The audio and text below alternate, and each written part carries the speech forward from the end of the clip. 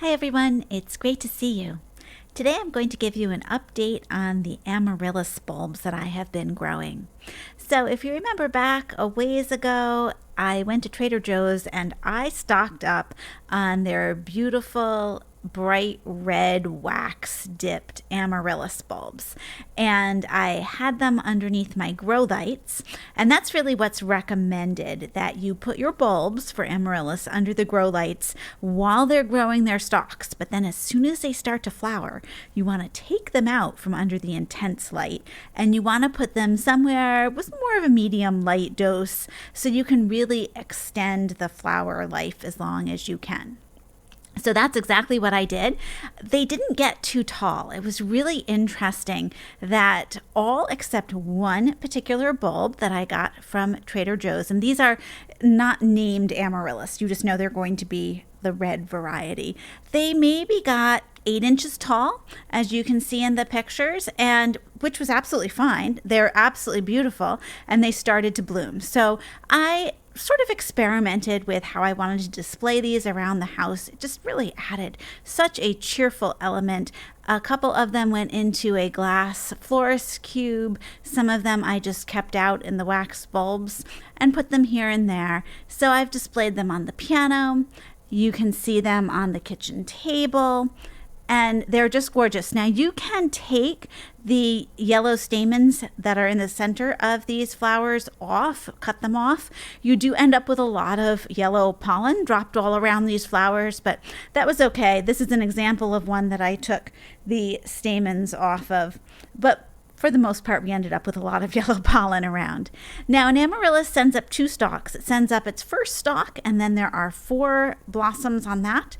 And as they sort of wilt, you can take those off individually or wait till they all wilt. And then you cut that stalk off, and another stalk comes up. There was one particular amaryllis from Trader Joe's that did get pretty tall, and it actually grew into the grow light. I wasn't paying close enough attention, and I noticed it was starting to scorch, so I quickly moved it out. And I don't know why it ended up significantly taller than the others, but it did. Now, there was one other method that I'm using this year with my amaryllis, and that is to grow them in water. So I do not save my amaryllis bulbs from year to year.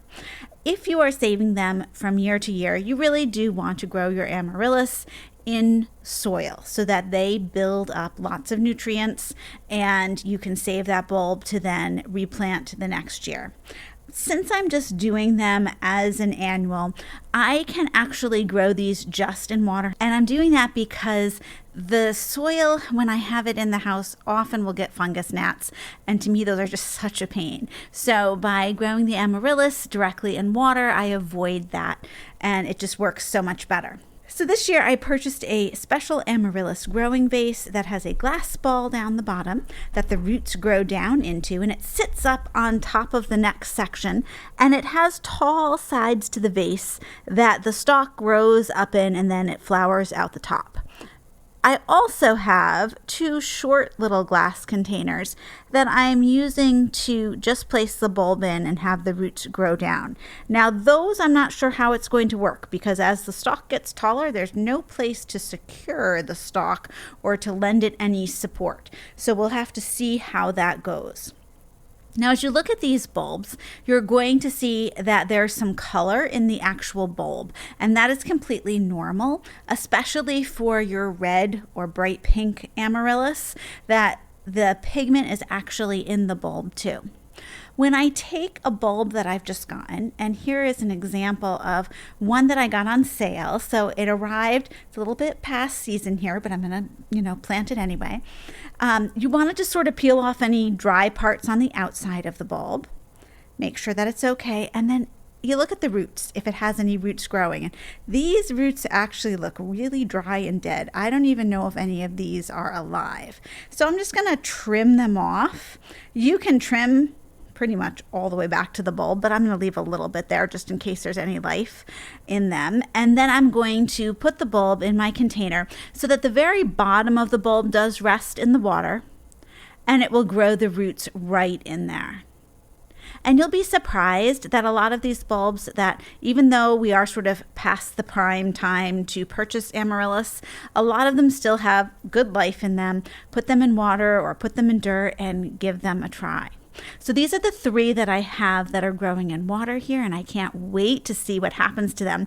The really tall one in the center went from being a very short stalk to a very tall stalk in a matter of 3 days. Another one that grew into the grow lights, and then I had to rescue it and move it out. So with your amaryllis, they move quickly for their growth. You really want to keep a close eye on them and then put them somewhere slightly cool and in indirect light once they start blooming, so you can really enjoy them for as long as their flowers are going. That's the update on my amaryllis. I'd love to hear how yours are doing. And boy, I can't wait for spring when we have lots of flower blossoms. Thanks so much for joining me, and I'll see you in the next video.